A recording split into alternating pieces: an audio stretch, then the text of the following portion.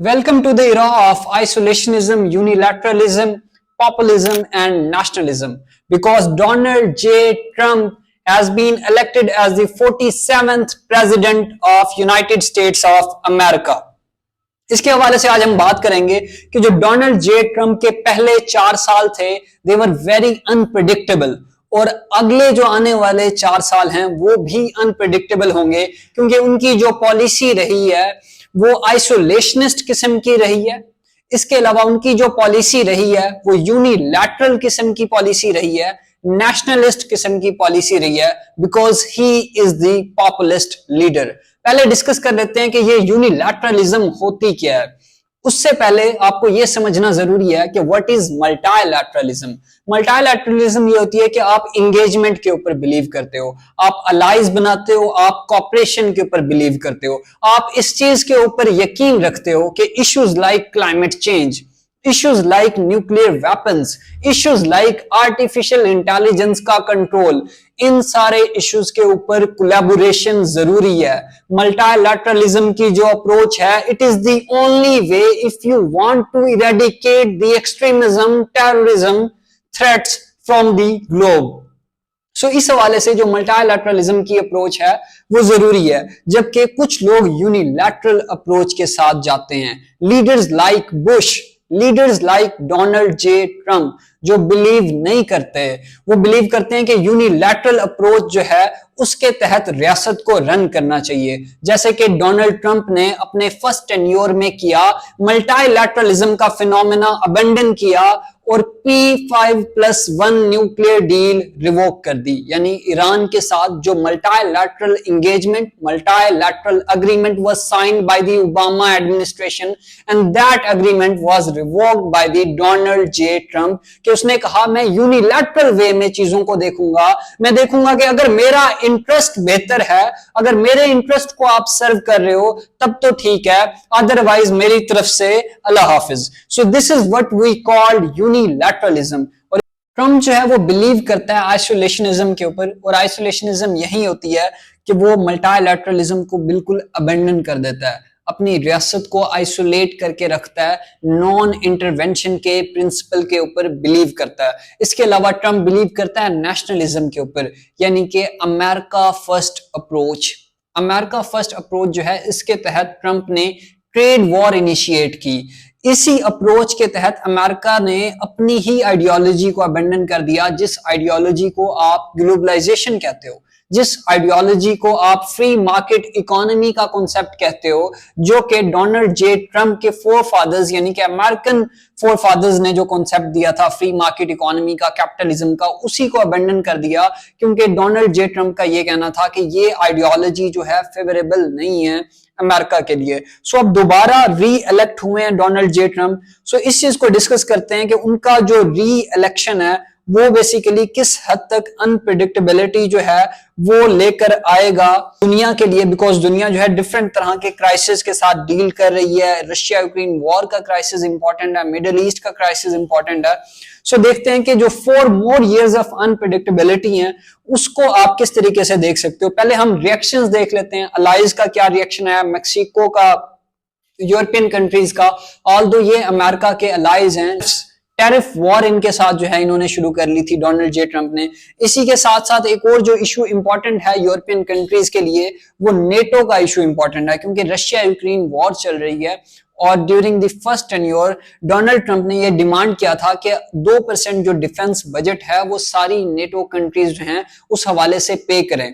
लेकिन इसके ऊपर सॉर्ट ऑफ कंसर्न्स थे यूरोपियन कंट्रीज को, और डोनाल्ड ट्रंप ने कहा था कि अगर वो इस चीज को सॉर्ट ऑफ 2% बजट अपना पे नहीं करते तो फिर हम ऐसे अलायंस के साथ जो है मजीद कंटिन्यू नहीं कर सकते। सो अपने अलाइज को भी किसी हद तक डिस्टर्ब किया था अपने फर्स्ट टर्म में। अब जब दूसरी बार वो री इलेक्ट हुए तो इन सारे अलाइज की तरफ से, यूरोपियन कंट्रीज की तरफ से मुबारकबाद के मैसेजेस तो आए, लेकिन किसी हद तक वो परेशान भी हैं कि अब ये जो सॉर्ट ऑफ सेकंड टेन्योर है ये उनके लिए किस तरह का इम्तिहान लेकर आएगा। दूसरी तरफ अगर हम एशियाज आउटलुक डिस्कस करें तो चाइना जो है, जब से ट्रंप री इलेक्ट हुए हैं, चाइना इस चीज को एंटिसिपेट कर रहा है कि शायद दोबारा टैरिफ्स लगा दिए जाएं। ट्रेड वॉर 2.0 आपको देखने को मिल सकती है under the administration of Donald Trump. Similarly अगर आप ताइवान का डिस्प्यूट देखें तो उसको लेकर भी चाइना कंसर्न का इजहार कर रहा है, क्योंकि बाइडेन जब पावर में आए तो नैन्सी पेलोसी जो कि यूएस हाउस ऑफ स्पीकर थी वो विजिट करती हैं और फिर चाइनीज एग्रेशन उसके बाद से बढ़ जाता है। लेकिन अगर डोनाल्ड जे ट्रंप की बात करें तो एक तरफ ट्रेड वॉर आपको बढ़ती हुई नजर आएगी, ताइवान में डिस्प्यूट बढ़ेगा, इसी के साथ साथ इंडो पैसिफिक में जो है डिस्प्यूट वो भी मजीद बढ़ेगा। और अगर मिडिल ईस्टर्न क्राइसिस की बात करें तो कहा जाता है कि शायद ट्रंप कोई फेवरेबल किस्म का लीडर है मिडिल ईस्टर्न कंट्रीज के लिए, या गजा जो क्राइसिस चल रहा है उन पैलेस्टीनियंस के लिए शायद ये कोई बड़ा ही सॉफ्ट किस्म का लीडर है, लेकिन हकीकत में ऐसा है नहीं। ट्रंप ने सबसे ज्यादा डिस्टेबलाइज किया मिडिल ईस्ट के रीजन को।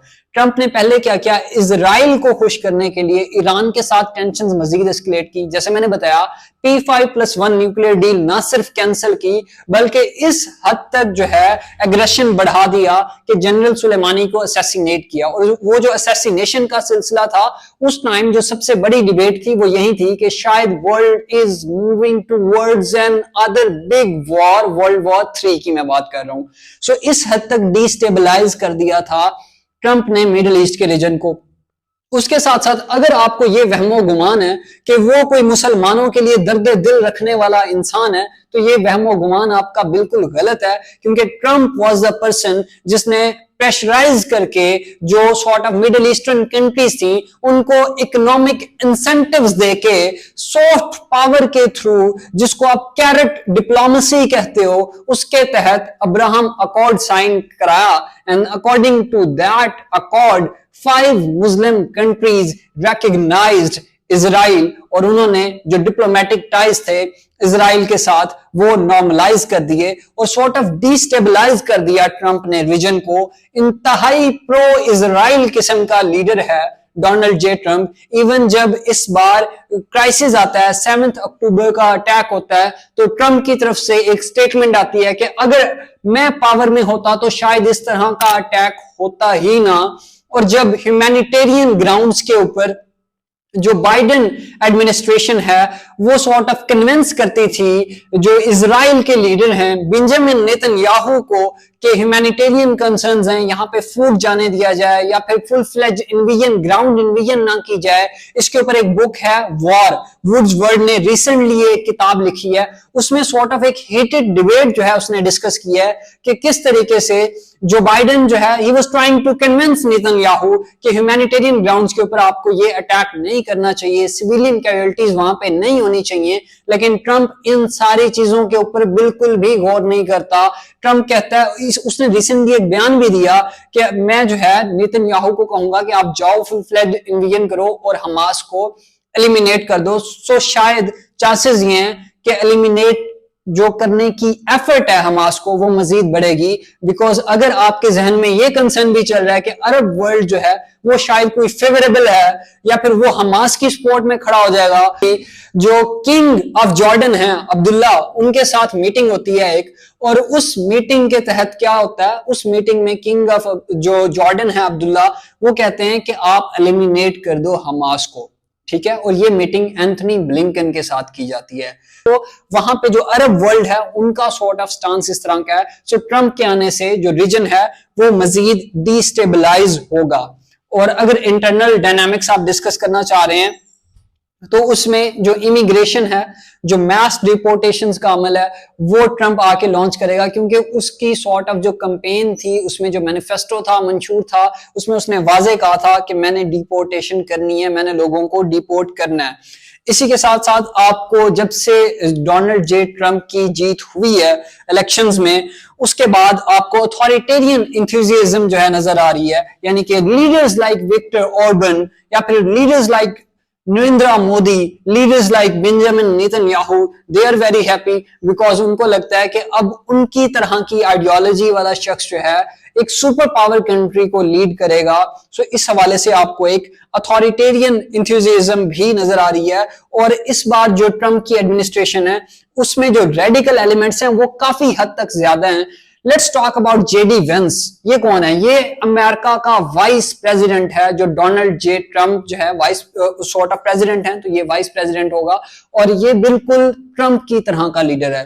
ट्रम्प से ज्यादा एक्सट्रीमिस्ट, ट्रम्प से ज्यादा आइसोलेशनिस्ट, ट्रम्प से ज्यादा यूनिलैटरलिस्ट और ट्रम्प से ज्यादा रेसिस्ट किस्म का लीडर है। सो उसकी जो एडमिनिस्ट्रेशन है वहां पे ट्रम्प के मेगा लॉयलिस्ट आपको नजर आएंगे, जबकि जो पिछला वाइस प्रेसिडेंट था ट्रम्प का वो कोई इतना ज्यादा एक्सट्रीमिस्ट नहीं था।